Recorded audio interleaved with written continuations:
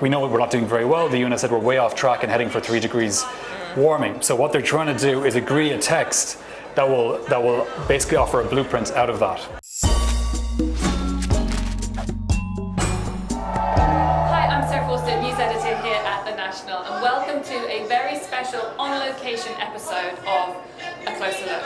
As you can see from right behind me, we are down at Expo City, Dubai for Cop28. Now you will very clearly hear behind me the sound of some activists, and we will address that in a second.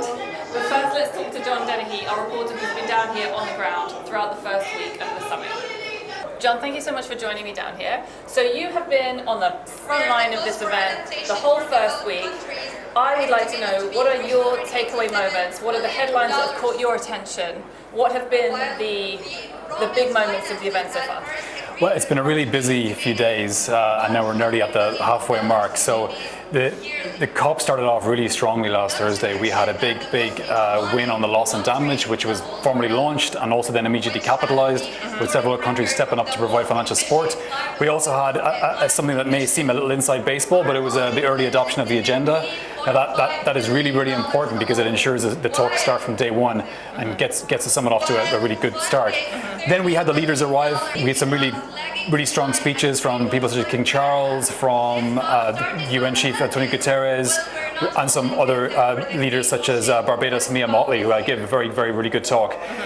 As well as the leaders' speeches, we've also seen a series of really big declarations, particularly on food, on peace and recovery, on health. And these are initiatives taken by the presidency. And then in the last few days, we've also seen, now we're really getting into the negotiations, the party-driven process among the close to 200 countries. Then in the last few days, we've really seen the negotiations ramp up. The negotiations that really are at the heart of the process. Close to 200 parties are here trying to really clinch a deal on key things like fossil fuels, like finance.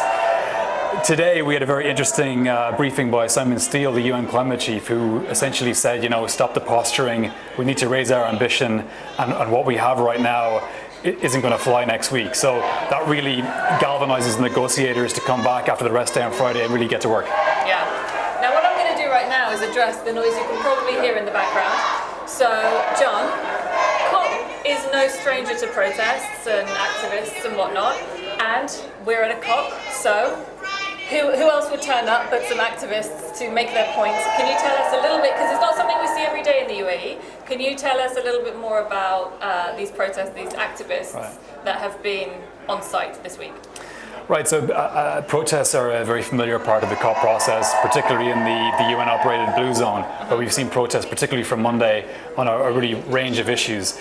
From the one right now is on loss and damage. You can see some very passionate voices talking about people really on the front lines of the crisis, talking about issues that are, really, really important to them.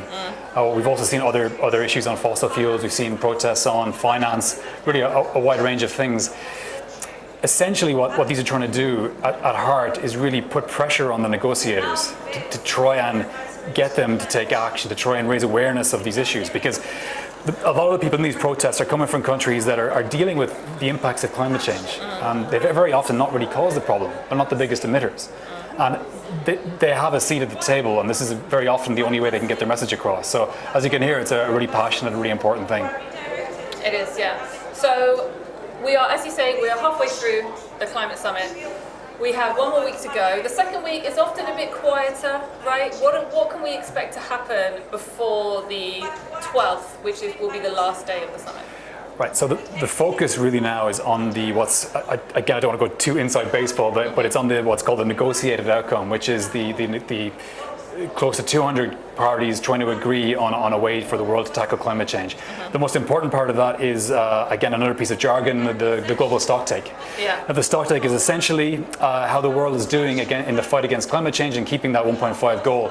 We know we're not doing very well. The UN has said we're way off track and heading for 3 degrees warming. So what they're trying to do is agree a text that will basically offer a blueprint out of that. The talks seem to be going, I would say, quite difficult if Simon Steele's speech today or address today is anything to go by. What we're going to try and see when we come back on Friday is new iterations of the stocktake text. We've seen a few already, really just building blocks, blueprints. It does leave some options open on fossil fuels, but it's going to change rather dramatically. So as we get towards the final day, you really want to see a text really coming together Yeah, but it's going to be a very tough task to get there. So negotiators right now are in the rooms closed off to the public. They're putting in very long shifts, working late into the night, and it's really, we probably won't see till the weekend, Sunday, Monday, how things are going. So at its heart, what we're going to see on Tuesday is hopefully a strong response to the stock take. That's really the most important thing. And then just final question. You've been at a previous COP before, obviously we've covered them in the past. How does this one differ to those? This one differs, I would say, quite substantially. I was at Cop28 in Sharm el-Sheikh last year. It was a smaller affair, and I think it was probably fair to say a more difficult affair, because the negotiations were quite slow. They were quite difficult, and it overran by, it was supposed to finish on Friday. It finished on the Sunday morning. There was a loss and damage deal last year, but it kind of came out of nowhere. This year, the momentum is much, I would say, it's much greater. It's obviously much more people here. You can feel the energy is very different. But this COP also, like I said, has to address the stock take. And that's one of the things that is mandated to be delivered at Cop28. And it's really, really important, and we're seeing a lot of really crucial issues such as loss and damage, as you can hear, but also on the future of fossil fuels. So they're actually two really key issues to look out for. Great. Thank you so much for joining us, John. I'll let you get back to it. Thank you. Well, that's it for this week's episode of A Closer Look, brought to you from right here on location at Cop28. Remember, you can catch all of our Cop28 coverage on our website, and you can find all of our previous episodes of the show on our YouTube channel.